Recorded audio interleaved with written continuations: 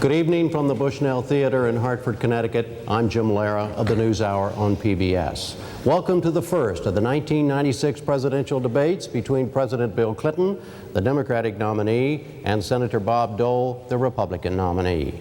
This event is sponsored by the Commission on Presidential Debates. It will last 90 minutes following a format and rules worked out by the two campaigns. There will be 2-minute opening and closing statements. In between, a series of questions, each having 3 parts: a 90-second answer, a 60-second rebuttal, and a 30-second response.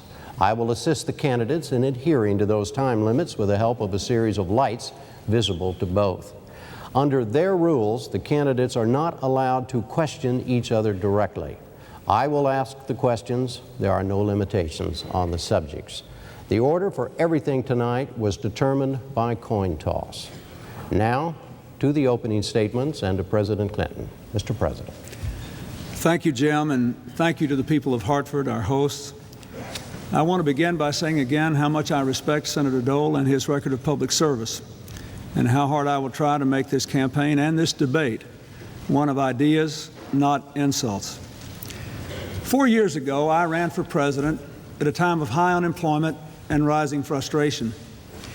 I wanted to turn this country around with a program of opportunity for all, responsibility from all, and an American community where everybody has a role to play. I wanted a government that was smaller and less bureaucratic to help people have the tools to make the most of their own lives. 4 years ago, you took me on faith. Now, there's a record. 10.5 million more jobs, rising incomes, falling crime rates and welfare rolls, a strong America at peace. We are better off than we were 4 years ago. Let's keep it going. We cut the deficit by 60%. Now let's balance the budget and protect Medicare, Medicaid, education, and the environment. We cut taxes for 15 million working Americans. Now let's pass the tax cuts for education and child rearing, help with medical emergencies, and buying a home. We passed family and medical leave. Now let's expand it so more people can succeed as parents and in the workforce. We passed 100,000 police, the assault weapons ban, the Brady Bill. Now let's keep going by finishing the work of putting the police on the street and tackling juvenile gangs. We passed welfare reform. Now let's move 1 million people from welfare to work. And most important, let's make education our highest priority so that every 8-year-old will be able to read, every 12-year-old can log on to the internet, every 18-year-old can go to college. We can build that bridge to the 21st century, and I look forward to discussing exactly how we're going to do it. Senator Dole, 2 minutes. Thank you. Thank you, Mr. President, for those kind words. Thank the people of Hartford, the Commission, and all those out here who may be listening or watching. It's a great honor for me to be here, standing here as the Republican nominee. I'm very proud to be the Republican nominee, reaching out to Democrats and independents. I have 3 very special people with me, my wife Elizabeth, my daughter Robin, who've never let me down, and a fellow named Frank Carafa, who, from New York, along with Ollie Mannanen, helped me out in the mountains of Italy a few years back. I've learned from them that people do have tough times, and sometimes you can't go it alone. And that's what America's all about. I remember getting my future back from doctors and nurses and a doctor in Chicago named Dr. Kalikian. And ever since that time, I've tried to give something back to my country, to the people who are watching us tonight. America is the greatest place on the face of the earth. Now, I know millions of you still have anxieties. You work harder and harder to make ends meet and put food on the table. You worry about the quality and the safety of your children, the quality of education. But even more importantly, you worry about the future. And will they have the same opportunities that you and I have had? And Jack Kemp and I want to share with you some ideas tonight. Jack Kemp is my running mate, doing an outstanding job. Now, I'm a plain-speaking man, and I learned long ago that your word was your bond. And I promise you tonight that I'll try to address your concerns and not try to exploit them. It's a tall order, but I've been running against the odds for a long time, and again, I'm honored to be here this evening. Mr. President, first question. There's a major difference in your view of the role of the federal government and that of Senator Dole. How would you define the difference? Well, Jim, I believe that the federal government should give people the tools and try to establish the conditions in which they can make the most of their own lives. That, to me, is the key. And that leads me to some different conclusions from Senator Dole. For example, we have reduced the size of the federal government to its smallest size in 30 years. We've reduced more regulations, eliminated more programs than my two Republican predecessors. But I have worked hard for things like the family and medical leave law, the Brady bill, the assault weapons ban, the program to put 100,000 police on the street. All these are programs that Senator Dole opposed, that I supported, because I felt they were a legitimate effort to help people make the most of their own lives. I've worked hard to help families impart values to their own children. I supported the V-chip so that parents would be able to control what their kids watch on television when they're young, along with the rating systems for television and educational television. I supported strong action against the tobacco companies to stop the marketing, advertising, and sale of tobacco to young people. I supported a big increase in the Safe and Drug-Free Schools program. These were areas on which Senator Dole and I differed, but I believed that they were the right areas for America to be acting together as one country to help individuals and families make the most of their own lives and raise their kids with good values and a good future. Senator Dole, 1 minute. I think the basic difference is, and I've had some experience in this, I think the basic difference, I trust the people. The President trusts the government. We go back and look at the health care plan that he wanted to impose on the American people. 1/7 the total economy, 17 new taxes, price controls, 35 to 50 new bureaucracies, a cost $1.5 trillion. Don't forget that. That happened in 1993. A tax increase that taxed everybody in America, not just the rich. If you made $25,000 as the original proposal, you got your Social Security taxes increased. We had a BTU tax turned into a $35 billion gas tax, a $265 billion tax increase. I guess I rely more on the individual. I carry a little card around in my pocket called the 10th Amendment. Where possible, I want to give power back to the states and back to the people. That's my difference with the President. We'll have specific differences later. He noted a few, but there are others. Mr. President, 30 seconds. I trust the people. We've done a lot to give the people more powers to make their own decisions over their own lives. But I do think we are right when we try to, for example, give mothers and newborns 48 hours before they can be kicked out of the hospital, ending these drive-by deliveries. I think we were right to pass the Kassebaum-Kennedy bill, which says you can't lose your health insurance just because you change jobs or because someone in your family's been sick. Our government is smaller and less bureaucratic and has given more authority to the states than its two predecessors under Republican presidents, but I do believe we have to help our people get ready to succeed in the 21st century. Senator Dole, the President said in his opening statement, we are better off today than we were 4 years ago. Do you agree? Well, he's better off than he was 4 years ago. I agree with that. That's right. Yeah. Thank you. And I may be better off 4 years from now, but I don't know. I look at the slowest growth in a century. He inherited a growth of 4.7 to 4.8%. Now it's down to about 2.4%. We're going to pass 1 million bankruptcies this year for the first time in history. We've got stagnant wages. In fact, women's wages have dropped 2.2%. Men's wages haven't gone up, gone down. So we have stagnation. We have the highest foreign debt in history.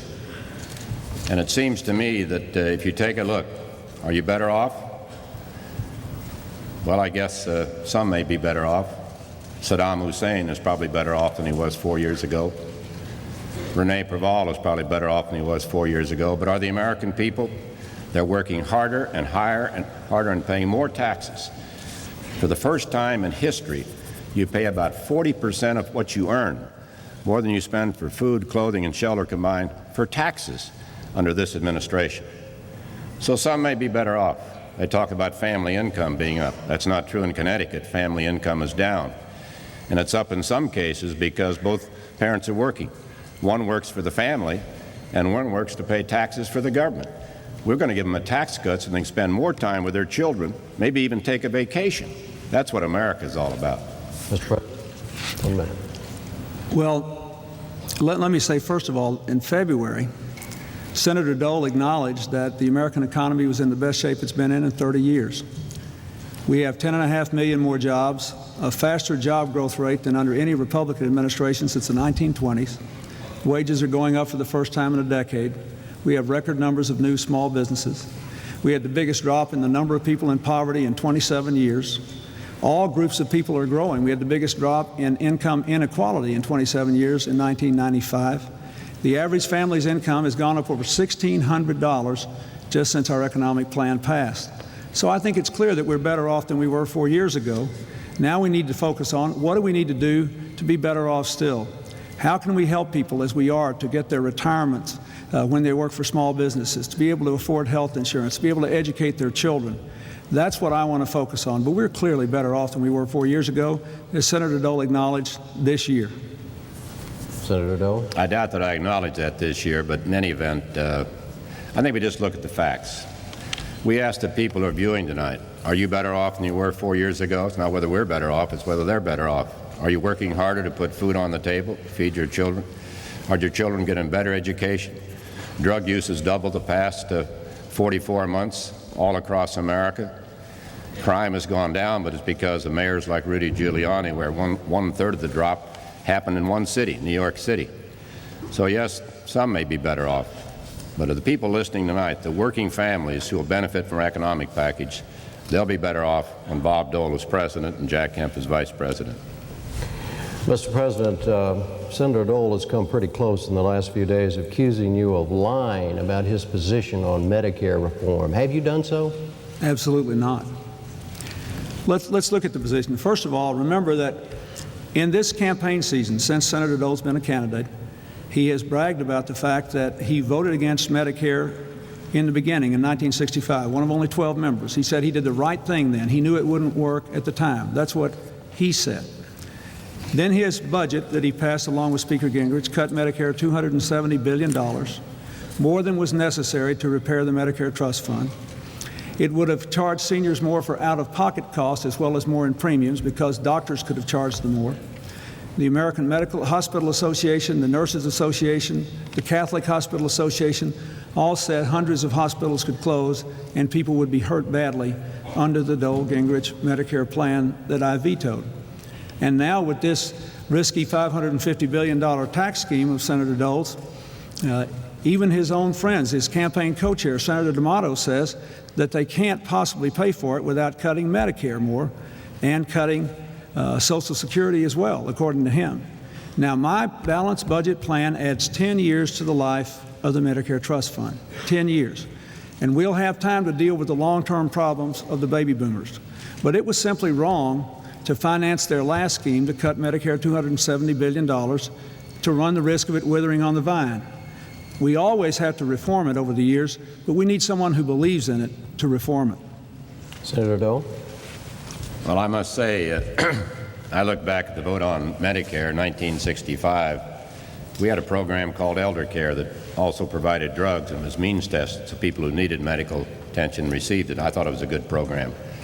But I've supported Medicare ever since. In fact, I used to go home, my mother would tell me, said, Bob, all I've got is my Social Security and my Medicare. Don't cut it. I wouldn't violate anything my mother said. In fact, we had a conversation about our mothers one day, a very poignant conversation in the White House. I'm concerned about health care. I've had the best health care in government hospitals, Army hospitals, and I know its importance, but we've got to fix it. It's his trustees, the president's trustees, not mine, who say it's going to go broke. He doesn't fix it for 10 years. We ought to appoint a commission just as we did with Social Security in 1983 when we rescued Social Security, and I was proud to be on that commission, along with Claude Pepper, the champion of senior citizens in Florida. And we can do it again if we take politics out of it. Stop scaring the seniors, Mr. President. You've already spent $45 million scaring seniors and tearing me apart. I think it's time to have a truce. Mr. President. Well, let me say, first of all, I'd be happy to have a commission deal with this, and I appreciate what Senator Dole did on the '83 Social Security Commission. But it won't be possible to do if his tax scheme passes, because even his own campaign co-chair, Senator D'Amato, says he'll have to cut Medicare even more than was cut in the bill that I vetoed. I vetoed that bill because it cut more Medicare and basically ran the risk of breaking up the system. My balanced budget plan puts 10 years on the Medicare. We ought to do that. Then we can have a commission. But Senator Dole's plans are not good for the country. Senator Dole, speaking of your tax plan, do you still think that's a good idea, the 15% across-the-board tax cut? Oh, yes, and you'll be eligible. And so will the, Me too? So will the former president. Yes. That's good. I need it. Well, the people need it. That's the point. This is not a Wall Street tax cut. This is a family tax cut. This is a Main Street tax cut. 15% across. Let's take a family making $30,000 a year. That's $1,261. Now, maybe some in this Bushnell Memorial, it's not a lot of money, but people watching tonight with a couple of kids, a working family, that's 4 or 5 months of daycare, maybe a personal computer. It may be 3 or 4 months of mortgage payments. This economic package is about families, but it's a 6-point package. First of all, it's a balanced budget amendment to the Constitution, which President Clinton defeated. He twisted arms and got 6 Democrats to vote the other way. We lost by 1 vote. It's balancing the budget by the year 2002. It's a tax cut, cutting capital gains 50%. So you can go out and create more jobs and more opportunities. It's a state tax relief. It's a $500 per child tax credit. It's about litigation reform. I know the President gets millions of dollars from the trial lawyers if I didn't like this provision. In fact, when I fell off that podium in Chico, before I hit the ground, I had a call on my cell phone from a trial lawyer saying, I think we got a case here. And it's also regulatory reform. So it's a good package, Mr. President. We'd like to have your support. Mr. President? Well, here's the problem with it. It sounds very good, but there's a reason that 500 economists, including 7 Nobel Prize winners, and business periodicals like Business Week, and even Senator Dole's friend, Senator Warren Rudman, former Republican senator from New Hampshire, says it is not a practical program. It's a $550 billion tax scheme that will cause a big hole in the deficit, which will raise interest rates and slow down the economy and cause people to pay more for home mortgages, car payments, credit card payments, college loans, and small business loans. It's not good to raise the deficit. We worked too hard to lower it. It'll actually raise taxes on 9 million people, and in addition to that, it will force bigger cuts in Medicare, Medicaid, education, and the environment than the ones that he and Mr. Gingrich passed that I vetoed last year. So it sounds great, but our targeted tax cut for education, child rearing, health care, and home buying, which is paid for in my balanced budget plan, something that he has not done, certified by the Congressional Budget Office, that's the right way to go. Senator Dole? The President wants to increase spending 20% over the next 6 years. I want to increase spending 14%. That's how simple it is. I want the government to pinch pennies for a change instead of the American families. We're talking about 6 percentage points over 6 years. And with that money, you give it back to the working people. You also provide opportunity scholarships so low-income parents will have the same choice that others have in sending their children to better schools. And it will work. And when it does work, Mr. President, I know you'll congratulate me. Mr. President, the Senator mentioned trial lawyers and campaign. That means campaign financing. How do you personally avoid being unduly influenced by people who give you money or give you services in your campaigns? Well, I try to articulate my positions as clearly as possible, tell people what I stand for, and let them decide whether they're going to support me or not. The Senator mentioned the trial lawyers. In the case of the product liability bill, which they passed and I vetoed, I think that's what he's talking about. I actually wanted to sign that bill, and I told the people the Congress, exactly what kind of bill I would sign. Now, a lot of the trial lawyers didn't want me to sign any bill at all, but I thought we ought to do what we could to cut frivolous lawsuits. But they wouldn't make some of the changes that I thought should be made. Now, let me just give you an example. I had a person in the Oval Office who lost a child in a school bus accident where a drunk driver caused the accident directly, but there were problems with the school bus. The drunk driver had no money. Under the new bill, if I had signed it, a person like that could never have had any recovery. I thought that was wrong. So I gave 4 or 5 specific examples to the Congress, and I said, prove to me that these people could recover, but we're going to eliminate frivolous lawsuits. I'll sign the bill. But generally, I believe that a president has to be willing to do what he thinks is right. I've done a lot of things that were controversial: my economic plan, my trade position, Bosnia, Haiti, taking on the NRA for the first time, taking on the tobacco companies for the first time. Sometimes you just have to do that because you know it's right for the country over the long run. That's what I've tried to do, and that's what I will continue to do as president. Senator Dole? I mean, how does he avoid conflict? Well, I don't know in the case of the trial lawyers. When I look at the trial lawyers, I mean, you're a few million short. You run out to Hollywood and pick up $2 to $4 million. And organized labor comes to Washington, D.C. and puts $35 million into the pot. Now, if these aren't special interests, then I've got a lot to learn. I was there for a while before I left on June the 11th. The trial lawyers, and I don't, you know, my wife's a lawyer. We're the only 2 lawyers in Washington trust each other. But we're lawyers. I like lawyers. I don't dislike trial lawyers.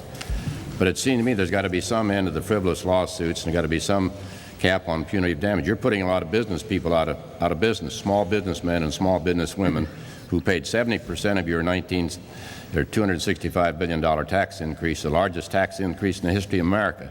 I said that one day, and Pat Moynihan, a Democrat, said no. He said in the history of the world.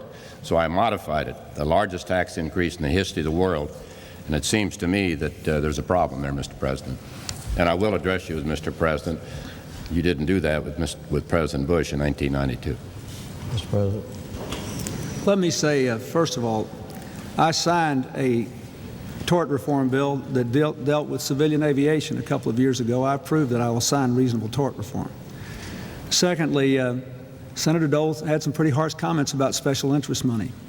But it wasn't me who opposed what we tried to do to save the lives of children who are subject to tobacco, and then went to the tobacco growers and bragged about standing up for the federal government when we tried to stop the advertising, marketing, and sales of tobacco to children. And it wasn't me that let the polluters actually come into the halls of Congress, into the rooms, and rewrite the environmental laws. That's what Speaker Gingrich and Senator Dole did, not me. That's not true. So I believe that we should take a different approach to this and talk about how we stand on the issues instead of trying to characterize each other's motivations. I think Senator Dole and I just honestly disagree. Well, Senator Dole, let me ask you the same question I asked the President. How do you avoid being influenced by people who contribute money and services to your campaigns? I think it's very difficult. Let's be honest about it. That's why we need campaign finance reform. That's why I reach out to the pro voters, and we've done about all that. We are the Reform Party, the Republican Party, and the pro voters are looking for a home ought to take a look at the Republican record. Whatever it is, whatever the checklist was in '92, it's all done but campaign finance reform. I worked with Senator Mitchell, who played me, I guess, in the debate warm-up. We tried 6 or 8 years ago he appointed 3 people, I appointed 3 people to get campaign finance reform. We couldn't get it done because it wasn't enforceable. You suggested a commission, Newt Gingrich did. I've suggested that at least 4 or 5 years ago. We have a commission on campaign finance reform. They sent it to Congress, and we have to vote it up or down. Vote against tobacco companies, and I said we ought to label cigarettes, and I've had a consistent record ever since 1965. We passed a bill in 1992 that encouraged the states to adopt programs to stop kids from smoking. All 50 states did it. It took 3.5 years. It wasn't until election year, Mr. President, you ever thought about stopping smoking. What about drugs that have increased double in the last 44 months? Cocaine's up 141%, or marijuana, cocaine up 166%. I mean, it seems to me that you have a selective memory, and you know, mine doesn't work that way, so I just want to try to correct it as we go along. Mr. Lehrer, I hope we'll have a chance to discuss drugs later in the program, but let me respond to what you said. I agree that too many incumbent politicians in Washington and both parties have consistently opposed campaign finance reform. That was certainly the case from the minute I got there. So after Speaker Gingrich and Senator Dole took over the Congress, I went to New Hampshire, and a man suggested, a gentleman that unfortunately just passed away a couple of days ago, suggested that we appoint a commission, and I shook hands with him on it, and I appointed my members, and the commission never met. And then Senator Dole's ardent supporter, Senator McCain, who's out there today, along with Senator Feingold, sponsored a campaign finance reform proposal. I strongly supported it, and members of Senator Dole's own party in the Senate killed it, and he was not out there urging them to vote for the McCain-Feingold bill.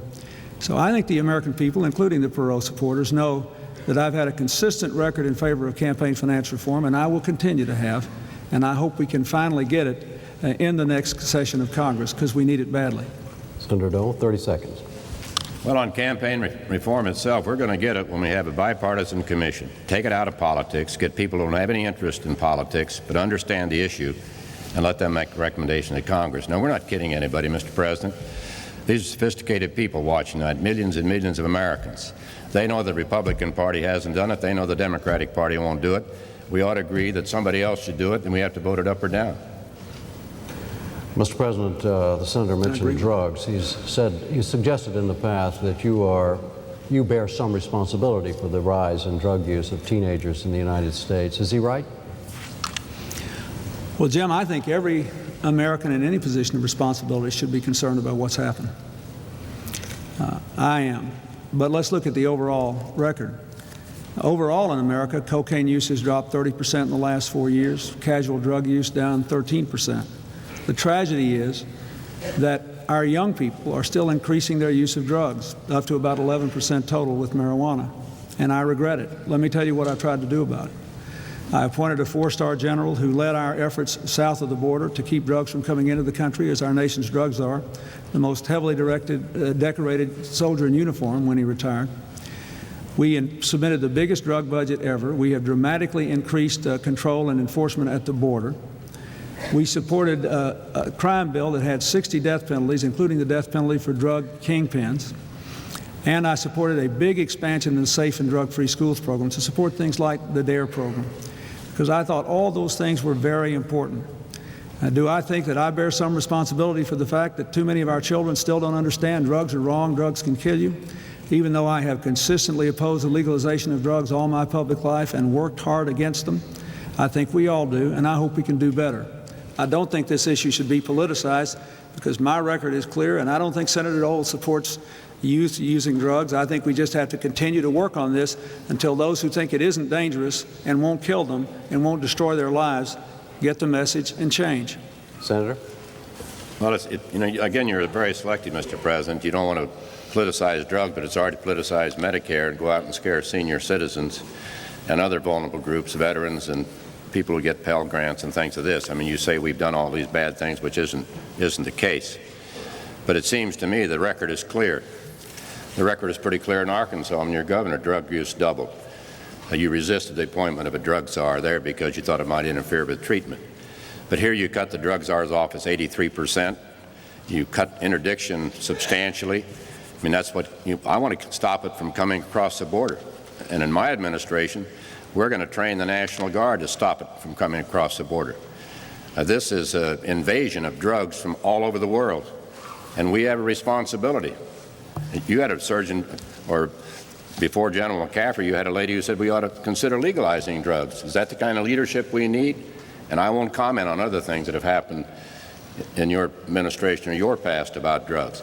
But it seems to me that the kids ought to, if they started, they ought to stop and just don't do it. Mr. President? Let me say again, we did have a drug czar in Arkansas, but he answered to the governor, just like this one answers to the president. That's what I thought we ought to do. Secondly, Senator Dole, you voted against the crime bill that had the death penalty for drug kingpins in it, and you voted to cut services to 23 million school children under the Safe and Drug-Free Schools Act. I don't think that means you're soft on drugs. We just have a different approach. But let me remind you that my family has suffered from drug abuse. I know what it's like to see somebody you love nearly lose their lives, and I hate drugs, Senator. We need to do this together, and we can. Senator Dole, on the government, continuing to talk about the government's role, if elected president, would you seek to repeal the Brady bill and the ban on assault weapons? Not if I didn't have a better idea, but I've got a better idea. It's something I've worked on for 15 years. It's called the automated check or the instant check. It's being used in 17 states right now, states like Florida, Colorado, Virginia, and other states. You don't buy any gun. You don't get any gun. We've got 20 million names on a computer in Washington, D.C. of people who should not have guns. We ought to keep guns out of the hands of criminals and there are 8 other categories that should not have guns. I've been working on this for a long, long time. You walk in, you put your little card in there. If it says tilt, you don't get any gun. You don't get a handgun. You don't get a rifle. You don't get a shotgun. You get Zippo. If we're going to protect America's children and American families and people who live as prisoners in their own home, we've got to stop guns from being dumped on the street. The administration says they support the instant check. They've appropriated about $200 million, but only spent about $3 million to get it underway. In our administration, in my administration, we will expedite. This keeps up with technology. It keeps guns out of the hands of people who should not have guns. That is the bottom line. And I believe it's a good idea, has strong bipartisan support, and perhaps that's another thing we can depoliticize. You talk about the Brady bill. There's only been 1 prosecution under the Brady bill, only 1 under the assault weapon ban, and only 7 under the Brady bill that you talk about all the time. And on the assault weapon bans, out of 17 weapons that were banned, only 6 banned now because 11 have been modified and they're back on the street. Let's get together on this instant check, because that will really make a difference. Mr. President. Let me say, first of all, Senator Dole has gone back and forth about whether he'd be for repealing the Brady bill or repealing the assault weapons ban, and I think his present position is that he would not do so, and if that's true, I'm grateful for it. But let's look at the facts here. The Brady bill has kept at least 60,000 felons, fugitives, and stalkers from getting handguns. Senator Dole led the fight against the Brady bill. He tried to keep it from coming to my desk. He didn't succeed, and I signed it, and I'm glad I did. Then when we had the assault weapons ban in the Senate, Senator Dole fought it bitterly and opposed the entire crime bill and almost brought the entire crime bill down because the National Rifle Association didn't want the assault weapons ban, just like they didn't want the Brady bill. But 2 years later, nobody's lost their handguns, their rifles. We've expanded the Brady bill to cover people who beat up their spouses and their kids, and this is a safer country. So I'm glad I took on that fight, and I believe, with all respect, I was right and he was wrong. Well, the President doesn't have it quite right. I mean, it seemed to me that the time that the assault weapon ban was not effective. That's history. As I've told the NRA, that's history. You're not going to worry about it anymore. I'm not going to worry about it anymore. Let's do something better. Let's stop, playing the political game, Mr. President, talking about this and this. You add up all the states that have used the instant check and how many weapons they've kept out of the hands of criminals, it would far surpass the number you mentioned. So in my view, if you want to be protected, you ought to vote for Bob Dole, and we'll get the instant check passed, and we'll keep guns out of the hands of criminals. Mr. President, Senator Dole said the other day that you practiced a photo-op foreign policy that has lessened the credibility of the United States throughout the world. Is he wrong about that? If that's what he said, he's not right about that. Look at where we are today. The United States is still the indispensable nation in the aftermath of the Cold War and on the brink of the 21st century. I have worked to support our country as the world's strongest force for peace and freedom, prosperity and security. We have done the following things. Number one, we've managed the aftermath of the Cold War, supporting a big drop in nuclear weapons in Russia, the removal of Russian troops from the Baltics, the integration of Central and Eastern European democracies into a new partnership with NATO, and I might add, with a democratic Russia. There are no nuclear missiles pointed at the children of the United States tonight and have not been in our administration for the first time since the dawn of the nuclear age. We have worked hard for peace and freedom. When I took office, Haiti was governed by a dictator that had defied the United States. When I took office, the worst war in Europe was waging in Bosnia. Now there's a democratically elected president in Haiti, peace in Bosnia. We've just had elections there. We made progress in Northern Ireland, in the Middle East. We've also stood up to the new threats of terrorism, the proliferation of weapons of mass destruction, organized crime, and we have worked hard to expand America's economic presence around the world with the biggest increase in trade, with the largest number of new trade agreements in history. That's one of the reasons America's #1 in auto production again. Senator? Well, I have a different view. Again, I've supported President on Bosnia, and I think we were told the troops would be out in a year. Now I understand it's been extended till sometime next year. But let's start with Somalia, where they dragged Americans through the streets and where 18 Americans were killed one day because they were pinned down for 8 hours, the Rangers. They didn't have the weapons. They didn't have the tanks. They asked for the tanks. They didn't get the tanks from this administration because we were nation building. It's called mission creep. We turn it over to the United Nations. The President didn't have much to do about it. Look at Haiti, where we spent about $3 billion. We got an alarm call there about 2 weeks ago. You got to send down some more people because the President's found out there are death squads in his own property. So we need more protection from America. Bosnia, Northern Ireland, there's no ceasefire in Bosnia. I think there's still lots of problems in Bosnia. We agreed to train and arm the Muslims so they could defend themselves. The policy you had when you ran in 1992, we haven't done that. We're way behind, which means Americans can't come home. Americans shouldn't have gone there in the first place had we let them defend themselves as they have a right to do under Article 57 of the United Nations Charter. Mr. President. First of all, I take full responsibility for what happened in Somalia, but the American people must remember that those soldiers were under an American commander when that happened. I believe they did the best they could under the circumstances, and let's not forget that hundreds of thousands of lives were saved there. Secondly, in Haiti, political violence is much, much smaller than it was. Thirdly, in Bosnia, it's a virtual miracle that there has been no return to war, and at least there has now been an election, and the institutions are beginning to function. In Northern Ireland and the Middle East, we are better off than we were 4 years ago. There will always be problems in this whole world, but if we're moving in the right direction and America is leading, we're better off. Senator Dole, if elected president, what criteria would you use to decide when to send U.S. troops into harm's way? Well, after World War I, we had, a policy of disengagement. Then from World War I to World War II, we had sort of a compulsory engagement policy. Now I think we have to have a selective engagement policy. We have to determine when our interests are involved, not the United Nations interests. And many of the things the President talked about, he turned over to the United Nations. They decided. He's deployed more troops than any president in history around the world. It's cost us billions and billions of dollars for peacekeeping operations. These are facts. And it seems to me that when you make a decision, the decision is made by the President of the United States, by the Commander-in-Chief. He makes that decision when he commits young men or young women who are going to go around and defend our liberty and our freedom. That would be my position. Then I'm going to have a top-down review at the Pentagon, not a bottom-up review. We all fight over how much money is there. I want a top-down review to determine what our priorities are and what we should do in defense, and then follow that policy instead of this bottom-up review with all the services fighting for the money. The President said he was going to cut defense $60 billion. He cut defense $112 billion, devastated states like California and others. And I think now we've got a problem. We've got to go back and look. It's just like you said in Texas one day, you raised taxes too much, and you did.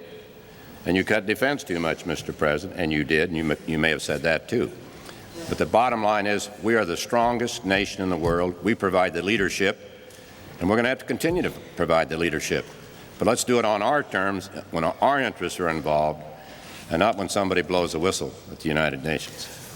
Our military is the strongest military in the world. It is the strongest, best prepared, best equipped it has ever been.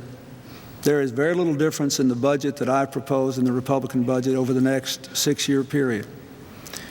We are spending a lot of money to modernize our weapons system. I have proposed a lot of new investments to improve the quality of life for our soldiers, for our men and women in uniform, for their families, for their training.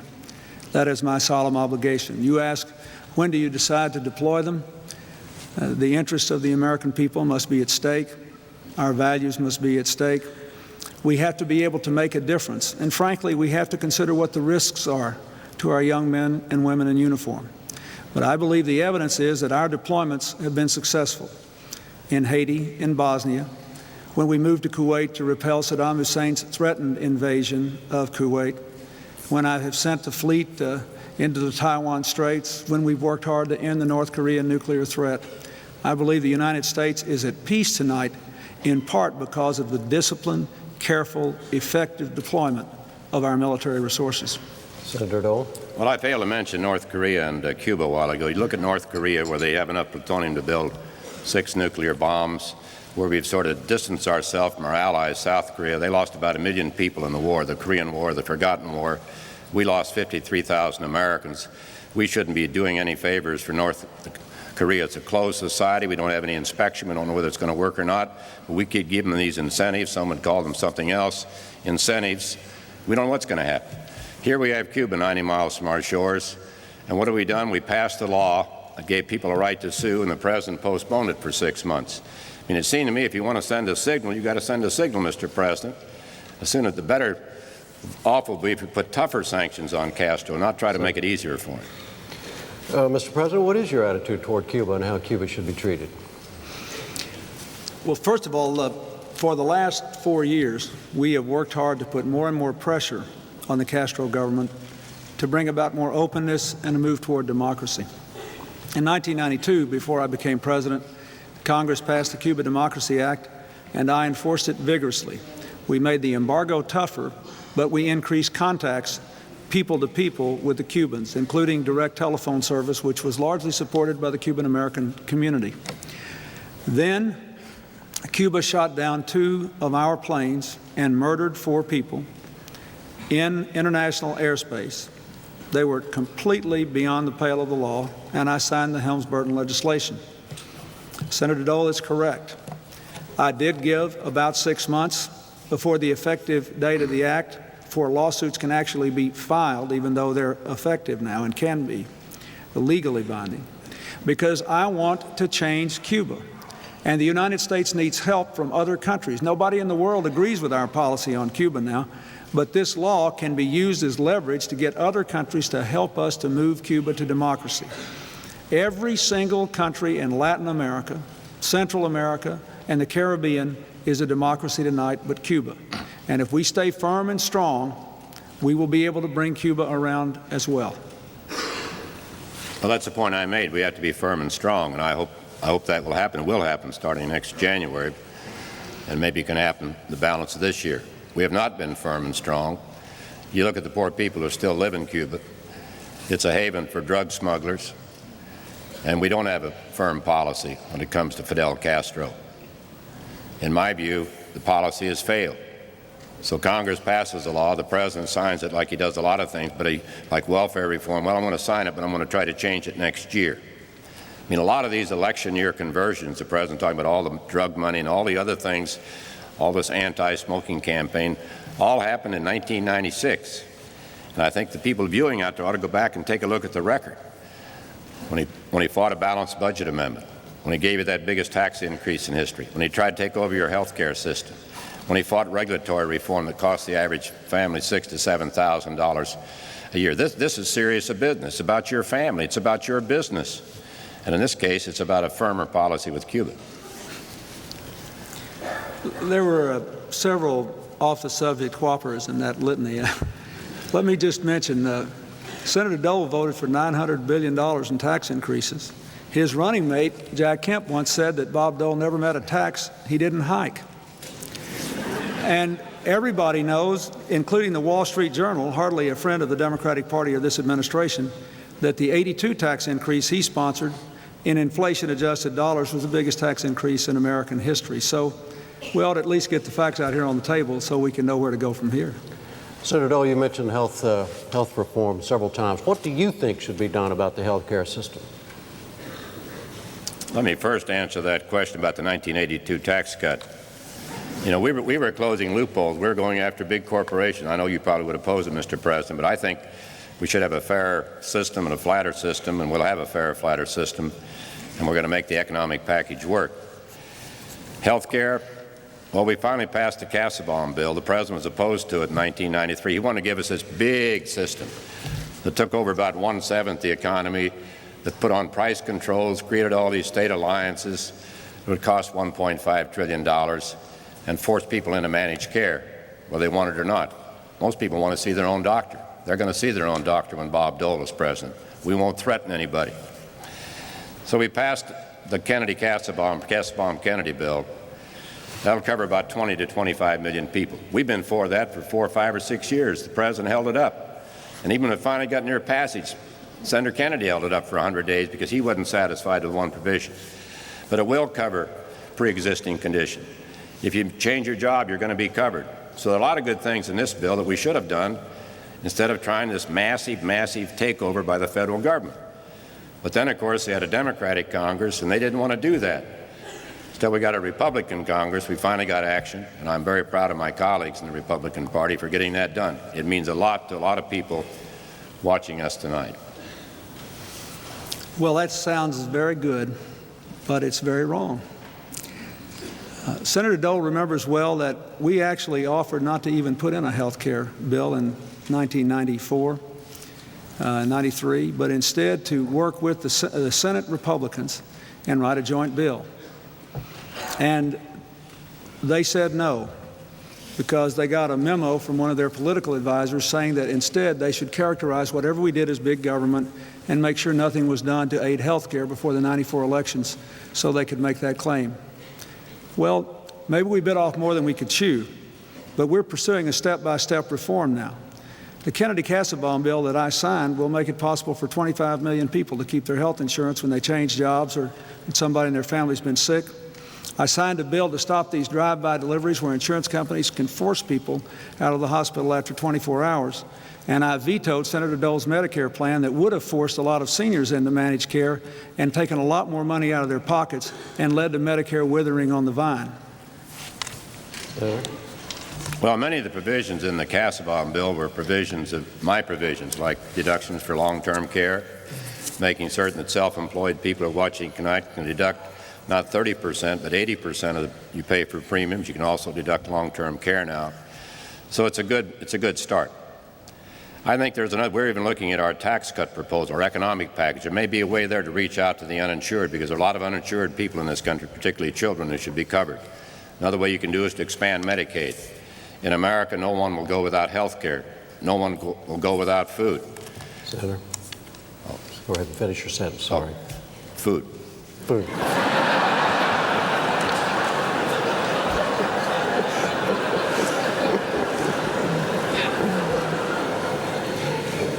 Back to foreign affairs for a moment, Mr. President. Are you satisfied with the way you handled this last Iraq crisis and the end result?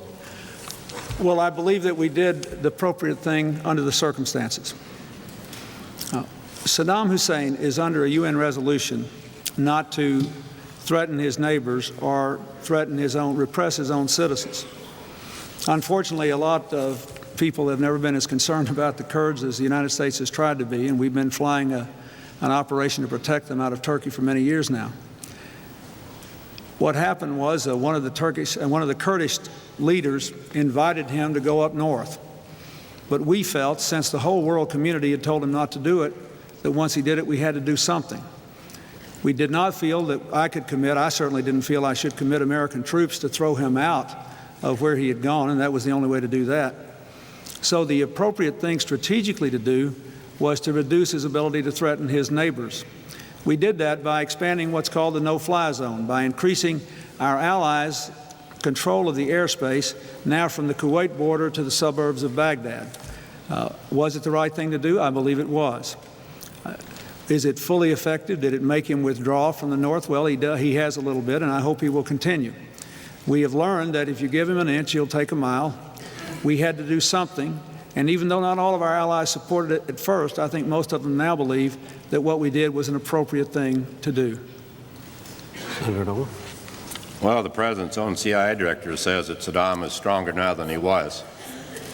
And I don't understand extending the no-fly zone in the south when the trouble was in the north. And what we've done during the Bush administration, the Kurds were at the State Department negotiating, trying to work their differences out. Now we've got all thousands and thousands of refugees. We've been shipping, I guess, 3,000 Kurds to Guam. It involves Turkey, and it's a real problem, and Saddam is probably stronger than he ever was. We shot, 44 cruise missiles. They're worth about $1.2 million apiece, and hit some radar that repaired in a couple of 3 days. Did we inflict any damage? No. Do we have any of our allies helping? Well, we have Great Britain. They're always very loyal to us, and I appreciate that.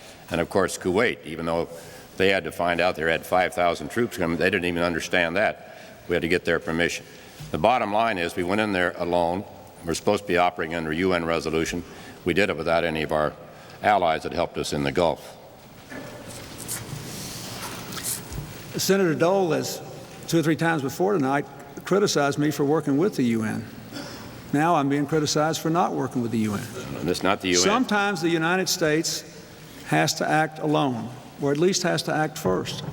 Sometimes we cannot let other countries have a veto on our foreign policy. I could not send soldiers into the north of Iraq. That would have been wrong.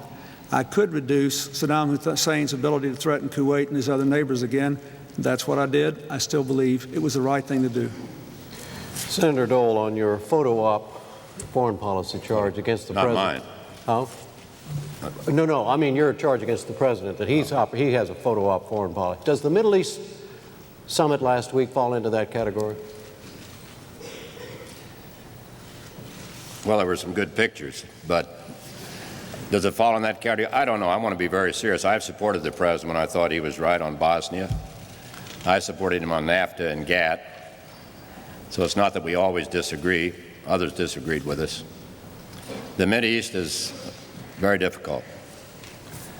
But it seemed to me, just as an observer, that before you'd call somebody to America, you'd have some notion what the end result might be. Now, maybe it's better just to get together and sit down and talk. Maybe that was the purpose. And I know talks have started again today. But again, it's almost like an ad hoc foreign policy. It's ad hoc. It's sort of, well, we get up in the morning and read the papers, and what country's in trouble, we'll have a meeting. To me, that's not the strategy that I think that people expect from America. I think we have lost credibility. And I say this very honestly, without any partisanship. We've lost credibility around the world. Our allies know they're not certain what we're going to do, what our reaction, what our response is going to be. Nobody suggested sending troops to Iraq, if that was the hint there from the president. But I do think that Saddam Hussein is stronger than he was, and I do believe that he didn't gain a great deal in the Mideast by bringing 3 of the 4 leaders. One refused to come to Washington, D.C. We have a very consistent policy in the Middle East. It is to support the peace process, to support the security of Israel, and to support those who are prepared to take risks for peace. It is a very difficult environment. The feelings are very strong. There are extremists in all parts of the Middle East who want to kill that peace process. Prime Minister Rabin gave his life because someone in his own country literally hated him for trying to bring peace. I would like to have had a big organized summit, but those people were killing each other rapidly. Innocent Arab children, innocent Israeli people, they were dying. And so much trust is broken down in the aftermath of the change of government. I felt that if I could just get the parties together to say, let's stop the violence, start talking, commit to the negotiations, that would be a plus. Now today, the Secretary of State is in the Middle East, and they've started negotiations, and all those leaders promised me they would not quit until they resolved the issues between them and got the peace process going forward again. Senator Dole. Well, I was disappointed the president not call for an unconditional end to the violence. I mean, it seemed to me the violence had stopped when these leaders came to America. The killing and the tragedies had taken place, and it's unfortunate. And it is a difficult area, no doubt about it. It shouldn't be politicized in any way by the president or by his opponent. And I don't intend to politicize it. I hope that they've talked, and I hope they reach some result, and that the killing will end. Or our best days are behind us, about whether we want a country of people all working together or one where you're on your own, end quote. Are you saying that you believe Senator Dole is a man of the past, and if elected president, he would lead the country backward? Well, I'm saying that Senator Dole said in his fine speech in San Diego that he wanted to build a bridge to the past. And I think I know what he meant by that. He's troubled, as I am, by some of the things that go on today. But I believe America is the greatest country in human history because we have maintained freedom and increasing prosperity by relentlessly pushing the barriers of knowledge, the barriers of the present, always moving into the future. That's why when I became president, I was determined to kind of move beyond this old stale debate that had gone on in Washington for too long to get this country moving again. And that's why we've got a country with 10.5 million more jobs and record numbers of new businesses and rising incomes and falling crime rates and welfare roll rates. It's why we're moving in the right direction. And I'm trying to emphasize that what I want to do is to continue to do that. That's why my balanced budget plan will still invest and grow this economy. That's why I want a tax cut for education and child rearing, but it's got to be paid for. That's why I want to continue the work we have done over partisan opposition to work with communities to bring that crime rate down until our streets are all safe again. These are my commitments. I am very oriented toward the future. I think this election has to be geared toward the future. I think America's best days are still ahead, but we've got to build the right bridge. Senator Dole. You know, the President reminds me sometimes of my brother Kenny, who's no longer alive, but Kenny was a great talker. And he used to tell me things that I knew were not quite accurate, so we always had a rule: we divided by 6. Now, maybe in your case, maybe just 2. But 11 million new jobs and everything. I mean, the President can't take credit for everything that governors are doing or that's happening in New York City when it comes to the murder rate, and then not be responsible for the bad things that happen, whether it's drug use or something else in America. And so it seems to me that we can talk about what we call Kenny the great exaggerator, because he just liked to exaggerate, make it sound a little better, it made him feel better. When it comes to bridges, I want a bridge to the future. I also want a bridge to the truth. We have to tell the truth. We've got people watching tonight and listening tonight trying to find the truth. And the truth is, there's a lot wrong with America. We need a strong economic package. We need a tax cut. We need the $500 child credit, and we'll have that soon. Mr. President. I do not for a moment think I'm entitled to all the credit for the good things that have happened in America. But where I have moved to work with the American people to help them have the tools to make the most of their own lives, I think I should get some credit for that. I also personally took responsibility tonight when Senator Dole asked me about the drug problem. But, you know, I think my ideas are better for the future. Senator Dole voted against student loans, against Head Start, against creating the Department of Education. If he gets elected president, we'll start the new century without anyone in the cabinet of the president representing education and our children. I personally don't think that's the right kind of future for America, and I think we ought to take a different tack. Senator Dole, do you still favor eliminating the Department of Education? Yes. I didn't favor it when it was started. I voted against it. It was a tribute after President Carter's election to the National Education Association, who sent a lot of delegates to the Democratic Convention, who give 99.5% of their money Democrats and the President. And a lot of the teachers send their kids to private schools or better public schools. So what we want to do is called opportunity scholarships. Now, some say, oh, you're a Republican, you can't be reaching out to these people. I've reached out to people all my life. I've worked on the food stamp program proudly, and the WIC program, and the school lunch program, with senators like George McGovern, Hubert Humphrey, and others, to name a few of my Democratic friends. I'm not some extremist out here. I care about people. I have my own little foundation that's raised about $10 million for the disabled. I don't advertise it, just did, haven't before. And I try to do a lot of things that I think might be helpful to people. So it seems to me that we ought to take that money we can save from the Department of Education, put it in opportunity scholarships, and tell little Landale Shakespeare out in Cleveland, Ohio, and tell your mother and father you're going to get to go to school because we're going to match what the state puts up, and you're going to get to go to the school of your choice. I don't fault the president or the vice president for sending their children to private schools or better schools. I applaud them for it. I don't criticize them. But why shouldn't everybody have that choice? Why shouldn't low-income Americans and low-middle-income Americans? I'm excited about it. It's going to be a big, big opportunity for a lot of people. Let me say, first of all, I'm all for students having more choices. We've worked hard to expand public school choice. In my balanced budget bill, there's funds for 3,000 new schools created by teachers and parents, sometimes by business people, called charter schools, that have no rules. They're free of bureaucracy and can only stay in existence if they perform and teach children. The ones that are out there are doing well. What I'm against is Senator Dole's plan to take money away from all the children we now help with limited federal funds and help far fewer. If we're going to have a private voucher plan, that ought to be done at the local level or the state level. But Senator Dole has consistently opposed federal help to education. He voted against student loans. He voted against my improved student loan plan. He voted against the National Service Bill, against the Head Start bill. He voted against our efforts in safe and drug-free schools. He has voted against these programs. He does not believe it. That's the issue. 90% of our kids are out there in those public schools, and we need to lift their standards and move them forward with the programs like those I've outlined in this campaign. I better correct the President here. I don't know what time it is, but it's probably getting late.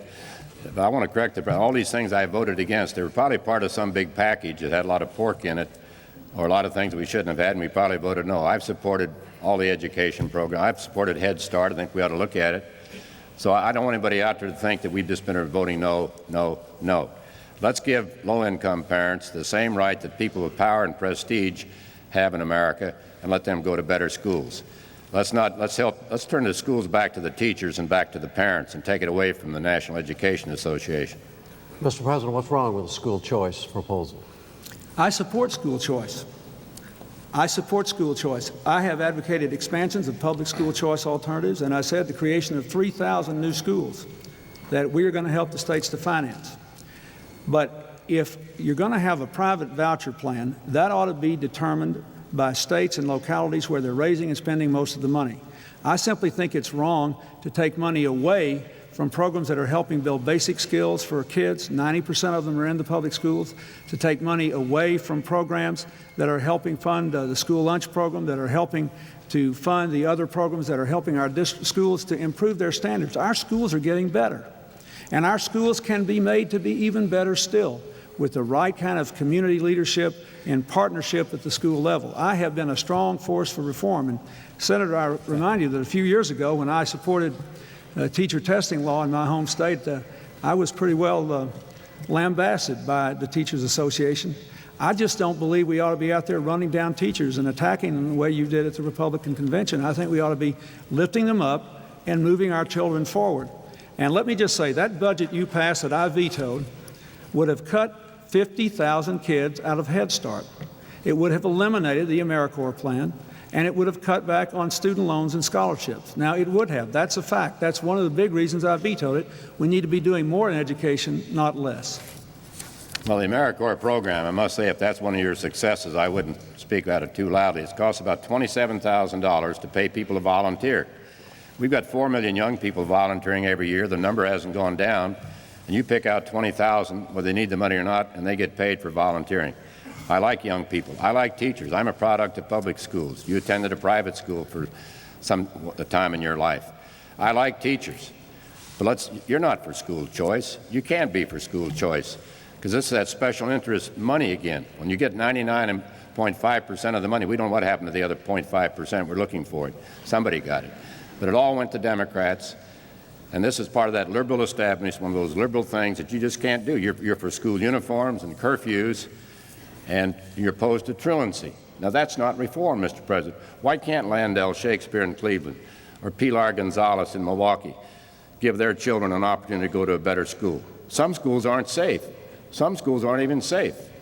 And your choice is nothing. Let's give them a real choice, the kind of choice you have, and the kind of choice a lot of people have in America. If we want to stop crime and teenage pregnancy, let's start with education. First of all, Senator Dole, let's set the record straight. I was able for 2 years when I was a very young boy to go to a Catholic school, but I basically went to public schools all my life.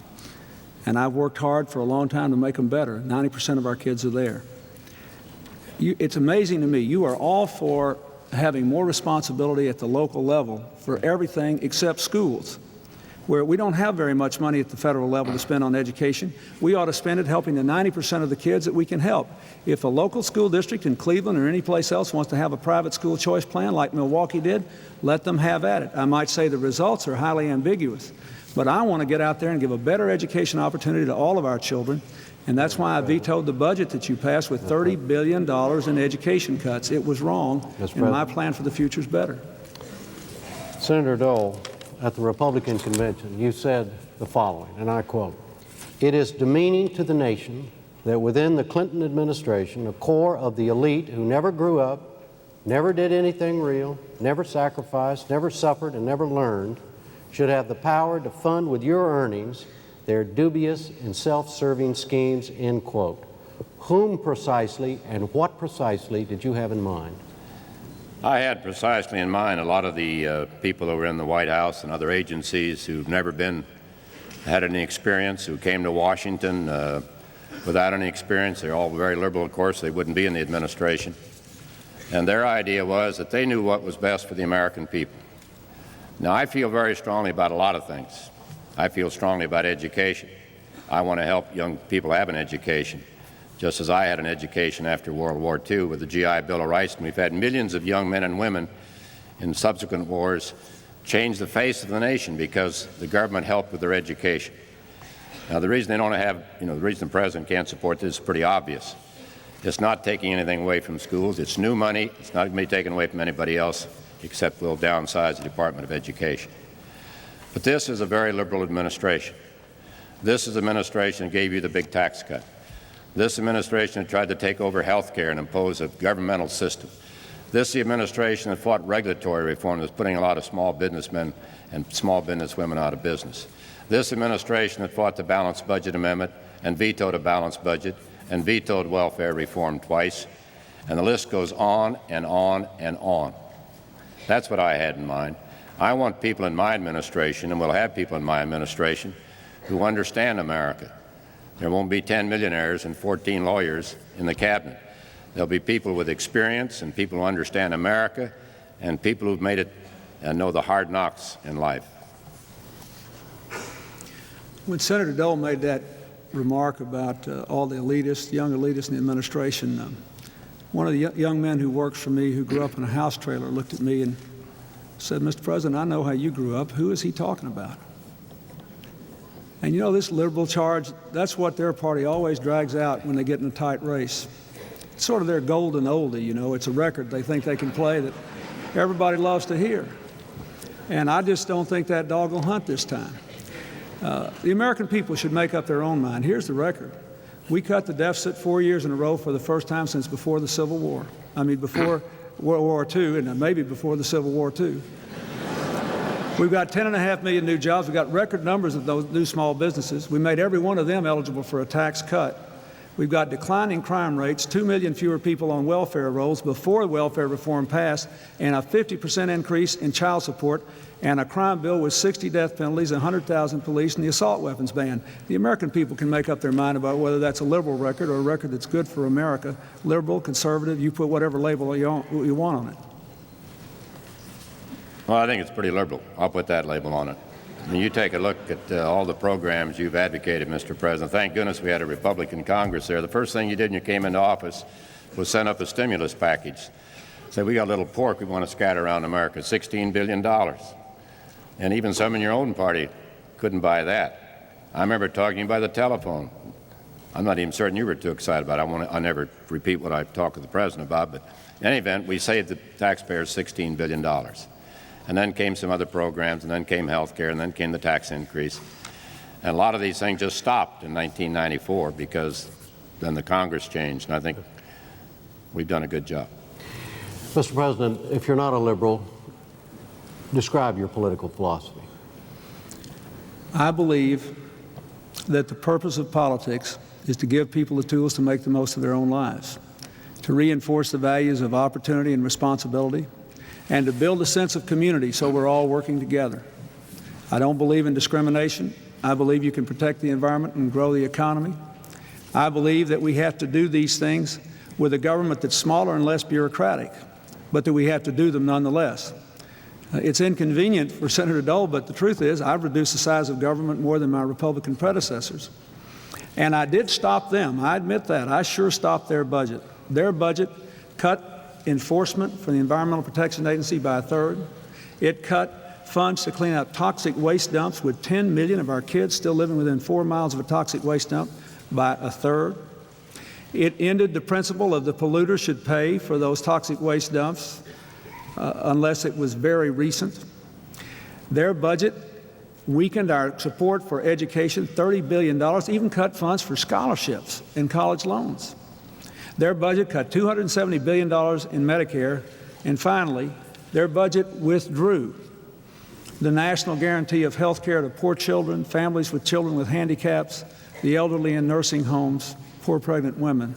It was wrong for the country, and calling it conservative won't make it right. It was a bad decision for America, and it would have been bad for our future if I hadn't stopped it. Well, the president can define himself in any way he wants, but I think we have to look at the record. You go back to the time he was, Texas director for George McGovern. George McGovern's a friend of mine, so I don't mean, but he was a liberal, proud liberal. I've just finished reading a book. I think it's called, what is it, The Demise of the Democratic Party by Ronald Kardash or something, talking about all the liberal influences in the administration, whether it's organized labor or whether it's the Hollywood elite or whether it's some of the media elite or whether it's the labor unions or whatever. And so I think you take a look at it. But the bottom line is this. I think the American people probably recite all these bills and all these things. They want to know what's going to happen to them. They've all got a lot of anxieties out there. Did anybody complain when you raise taxes? Anybody go out and ask the people, how are you going to pay the extra money? That's why we want an economic package. We want the government to pinch their pennies for a change instead of the people pinching their pennies. That's what our message is to people watching. Not all this back and forth, you voted this way, you voted that way. We want a better America as we go into the next century.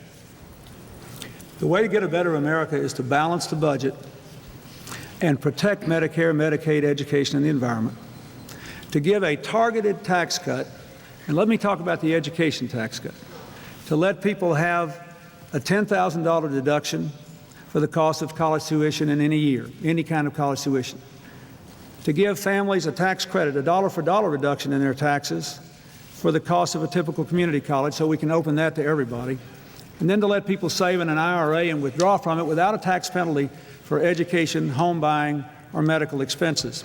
That's the right way to go into the 21st century, balance the budget and cut taxes, not balloon with this $550 billion tax scheme. Senator Dole, we've talked mostly now about differences between the two of you that relate to policy issues and that sort of thing. Are there also significant differences in the more personal area that are relevant to this election? Let me say first on the president's promise for another tax cut. I mean, I've told people as I travel around, all you got the tax cut he promised last time, vote for him in '96. And not many hands go up. So the question, would you buy a used election promise from my opponent? The people want economic reform. They're having a hard time making ends meet. You got one parent working for the government, the other parent working for the family. And this is important business. This is about getting the economy moving again. This is about American jobs and opportunities. It's about the government, as I said before, pinching its pennies for a change instead of the poor taxpayer. When they raise your taxes, nobody runs around asking people, where are you going to get the extra money? I think the government can do better. Are there personal differences? That are relevant to this. Well, my blood pressure is lower and my weight, my cholesterol, but I will not make health an issue in this campaign. So I think he's a bit taller than I am, but I think there are personal differences. I mean, I don't like to get into personal matters. As far as I'm concerned, this is a campaign about issues. It's about my vision for America and about his liberal vision for America, and not about personal things. And I think his liberal vision is a thing of the past. I know he wants to disown it. I wouldn't want to be a liberal either, Mr. President, but you're stuck with it because that's your record.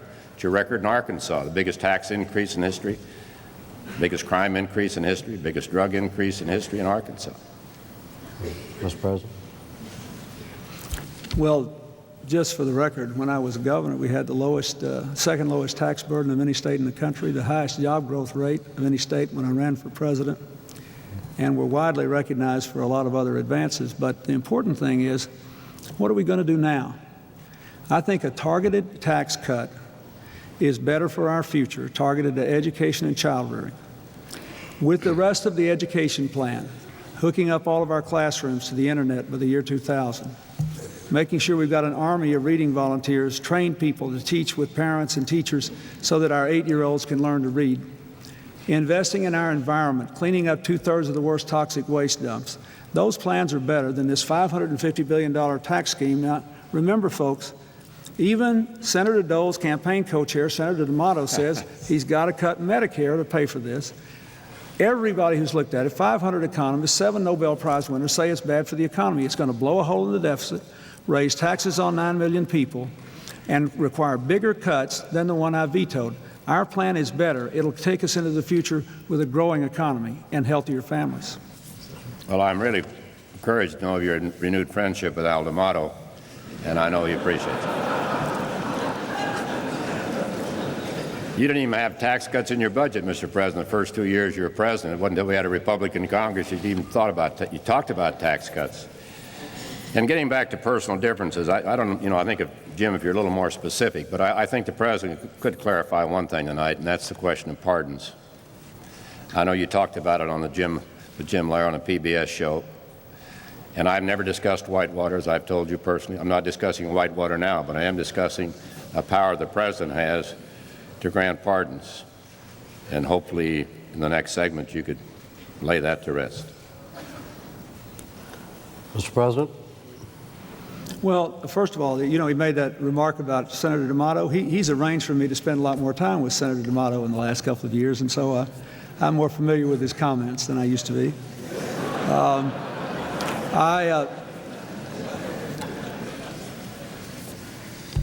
Let me say what I've said already about this pardon issue. This is an issue they brought up. There's been no consideration of it, no discussion of it. I'll tell you this, I will not give anyone special treatment, and I will strictly adhere to the law, and that is what every president has done, as far as I know, in the past. But whatever other presidents have done, this is something I take seriously, and that's my position. But it seemed to me the President shouldn't have any comment at all, particularly where it's someone where you've had business dealings. I mean, you may be sending a signal. I don't know. I'm not questioning anybody. But as the President of the United States, when somebody asks you about pardons, you say no comment, period. And I think he made a mistake. And I think when you make a mistake, you say, I made a mistake. But apparently his position hasn't changed. So if there are other specific areas, but beyond that, I haven't gotten into any of these things, as the President knows. We've had that discussion. And I know Senator D'Amato, I think, may have had a hearing or two on Whitewater. I can't remember. But he's not my general chairman. He's a friend of mine.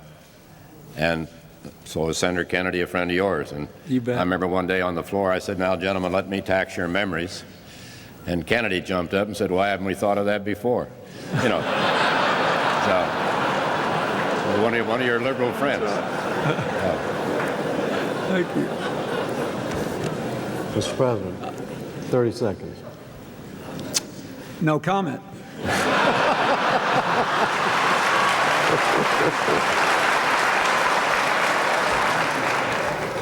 What's the subject matter? Senator Dole, if you could single out one thing that you would like for the voters to have in their mind about President Clinton on a policy matter or a personal matter, what would it be? Something to know about him, understand it, and appreciate it. See, if I say anything, it's going to be misconstrued. I don't think there's even a race between the two. It's about our vision for America. I happen to like President Clinton personally. I'm addressing him all evening with Mr. President. I said in 1992 he didn't extend that courtesy to President Bush. But I respect the presidency. I've served under a number of presidents. They all have their strengths and they all have their weaknesses. So I'd rather talk about my strengths. I think I have my strengths. I think the best thing going for Bob Dole is that Bob Dole keeps his word. It's a question between trust and fear, and I would say, I think, Mr. President, about all you've got going in this campaign is fear. You're spending millions and millions of dollars on negative ads frightening senior citizens. I know this to be a fact because I had one tell me last week, Senator, don't cut my Medicare. I'm trying to save your Medicare, just as I rescued Social Security with a bipartisan commission. I have relatives on Medicare. I used to sign welfare checks for my grandparents. I know all about poverty and all about need and all about taking care of people, and that's been my career in the United States Senate. And I'll keep my word on the economic package. If I couldn't cut taxes and balance the budget at the same time, I wouldn't look you in the eye tonight in your living room, wherever you may be, and say that this is good for America. People will tell you who served with Bob Dole, would agree or disagree, he kept his word. That's what this race is all about. I'd like the American people to know that I have worked very hard to be on their side and to move this country forward, and we're better off than we were 4 years ago. But the most important thing is my plan for the 21st century is a better plan. A targeted tax cut, a real commitment to educational reform, a deep commitment to making welfare reform work with incentives to the private sector to move people from welfare to work. Now we have to create those jobs now that we're requiring people to go to work. A commitment to continuing step-by-step health care reform, with the next step helping people who are between jobs to access health care and not lose it just because they're out of work for a while. A commitment to grow the economy while protecting the environment. That's what I'd like them to know about me, that I've gotten up every day and worked for the American people and worked so that their children could have their dreams come true. And I believe we've got the results to show we're on the right track. The most important thing is I believe we've got the right ideas for the future. And I like Senator Dole. I like Senator Dole. You can probably tell we like each other. We just see the world in different ways, and you folks out there are going to have to choose who you think is right. Well, I'd say that, the first homeless bill in the Senate was the Dole-Byrd bill, part of the Byrd-Dole bill. I can't remember who was in control then. I remember working with Senator Ribicoff in Connecticut on the hospice program. We now have 2,500 hospices. As I said, I've worked all my life while I was in the Congress. I left on June the 11th because I wanted the American people to know that I was willing to give up something. President Clinton ran for governor in 1990 and said he's going to fill out his term, but he didn't. He's president, so I guess it's a little better deal. But I wanted the American people to know that I was willing to give up something. It wasn't just getting more power and more power. So I rolled the dice. I put my career on the line because I really believe the future of America is on the line. We can give you all these numbers. They don't mean a thing. If you're out of work, you have nothing to eat, or you can't have medical care, or you're holding a crack baby in your arms right now, and what do you do next? America's best days are ahead of us. I've seen the tough times. I know they can be better, and I'll lead America to a brighter future. Mr. President, what do you say to Senator Dole's point that this election is about keeping one's word? Let's look at that. When I ran for president, I said we'd cut the deficit in half in 4 years. We cut it by 60%. I said that our economic plan would produce 8 million jobs. We have 10.5 million new jobs. We're number one in autos again, record numbers of new small businesses. I said we'd pass a crime bill that would put 100,000 police on the street, ban assault weapons, and deal with the problems that ought to be dealt with capital punishment, including capital punishment for drug kingpins. And we did that. I said we would change the way welfare works, and even before the bill passed, we'd move nearly 2 million people from welfare to work, working with states and communities. I said we'd get tougher on child support, and child support enforcement's up 50%. I said that I would work for tax relief for middle-class Americans. The deficit was bigger than I thought it was going to be, and I think they're better off, all of us are, that we got those interest rates down and the deficit down. The Republicans talk about it, but we're the first administration in anybody's lifetime looking at this program to bring that deficit down 4 years in a row. We still gave tax cuts to 15 million working Americans, and now I've got a plan that's been out there for 2 years. It could have been passed already, but instead the Republicans shut the government down to try to force their budget and their plan on me, and I couldn't take that. But we'll get the rest of that tax relief. And so I think when you can look at those results, you know that the plan I've laid out for the future has a very good chance of being enacted if you'll give me a chance to build that bridge to the 21st century. Senator? Had some very tough cost controls, put a lot of pressure on Congress. The S&L crisis was over. They're starting to sell assets. All that money was coming in. And he cut defense, an extra $60 billion. Threw a lot of people out of work. He talks about a smaller government. There are actually more people in government, except for people in defense-related jobs. They're gone. The government's bigger than it was when President Kennedy was around. He says it's not. In addition, the Republican Congress cut $53 billion. So let's give credit where credit is due. Governor Engler in Michigan cut taxes 21 times, created a lot of new jobs. So did Governor Thompson. So did Governor Rowland. And a lot of people out there deserve credit, Mr. President. When I'm President of the United States, we're going to have a governor's council. And we're going to go work directly with the governors, Republicans and Democrats, to get power back to the people and back to the states. I think a lot of people deserve credit, and I've tried to give it to them. But I believe that my plan is better than Senator Dole's ill-advised $550 billion scheme, which I'll say again will blow a hole in the deficit. Our plan will balance the budget and grow the economy, preserve the environment, and invest in education. We have the right approach for the future, and look at the results. It is not midnight in America, Senator. We are better off than we were 4 years ago. All right, that's the last question, the last answer. Let's go now to the closing statements. Mr. President, you're first. 2 minutes. Well, first, Jim, let me thank you, and thank you, Senator Dole, and thank you, ladies and gentlemen, all of you listening tonight, for the chance you've given us to appear. I want to say in the beginning that I am profoundly grateful for the chance that you have given me to serve as president for the last 4 years. I never could have dreamed anything like this would come my way in life, and I've done my best to be faithful to the charge you've given me. I'm proud of the fact that America is stronger and more prosperous and more secure than we were 4 years ago. I'm glad we're going in the right direction. And I've done my best tonight to lay out my plans for going forward to an even better future in the next century. I'd like to leave you with the thought that the things I do as president are basically driven by the people whose lives I have seen affected by what does or doesn't happen in this country. The auto worker in Toledo who was unemployed when I was elected and now has a great job because we're #1 in auto production again. All the people I've met who used to be on welfare who are now working and raising their children. And I think what others could do for our country and for themselves if we did the welfare reform thing in the proper way. I think of the man who grabbed me by the shoulder once with tears in his eyes and said his daughter was dying of cancer, and he thanked me for giving him a chance to spend some time with her without losing his job because of the Family and Medical Leave Act. I think of all the people that I grew up with and went to school with, whom I stay in touch with, and who never let me forget how what we do in Washington affects all of you out there in America.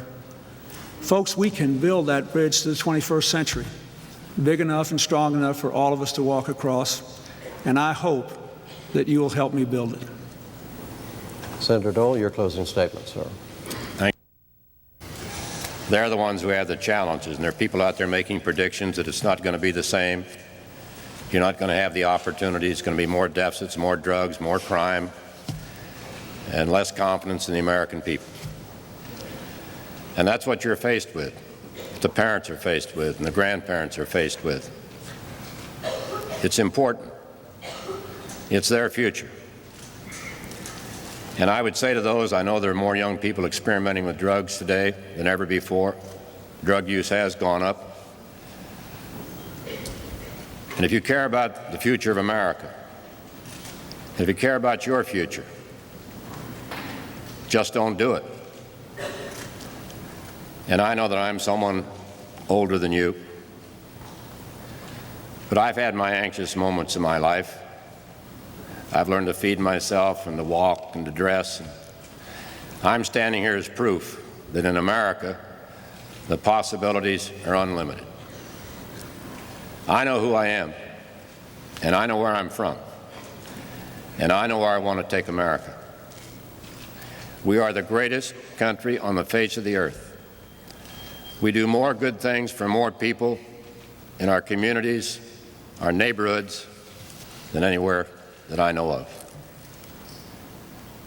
This is important business. This election is important. I ask for your support. I ask for your help. If you really want to get involved, just tap into my homepage, www.dolecamp96.org. Thank you. God bless America. Senator Dole. Let me. All right, Jim. Yeah, terrific. Thanks, Jim. Terrific.